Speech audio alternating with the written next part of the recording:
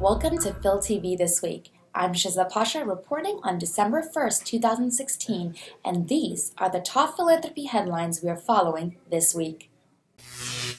In philanthropy news, the Birch-Span Group partnered with Forbes to research trends in philanthropic gifts that target social change. The research identified Ford, Rockefeller, Atlantic, Pershing Square, Bloomberg, and Open Society as organizations making big bets in philanthropy through donations towards social change causes such as alleviating poverty and increasing employment. Read more at Forbes. The Rockefeller Family Fund calls ExxonMobil's conduct, quote, morally reprehensible for deceiving policymakers and the public about the realities of climate change in efforts to protect its profits. The Rockefeller Family Fund announced it will divest from the company immediately as part of its larger divestment from fossil fuel companies. Read more at Family Business magazine. In a new video, Andrew W. Mellon Foundation President Earl Lewis discusses his new book, Our Compelling Interests, and the book's core message on how diversity offers communities a prescription for thriving now and in the future.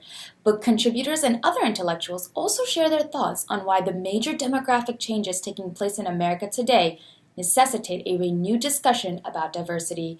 Watch the full video on the Mellon Foundation website.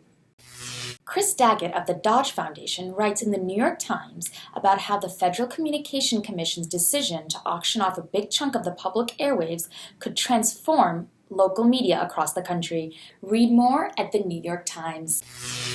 In nonprofit and foundation sector news, shrinking government contracts put nonprofits in a bind as charitable organizations and other non-for-profit operators can't raise prices to meet the cost of doing business. Read more at Crain's New York Business.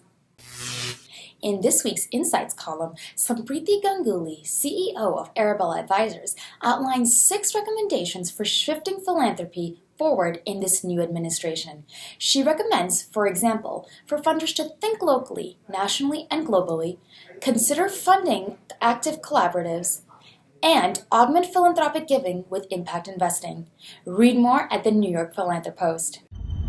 Thank you for joining us for the top philanthropy headlines on Phil TV this week. Get all the week's news by subscribing to the New York Philanthropost weekly. It's free and delivered to your inbox every Thursday.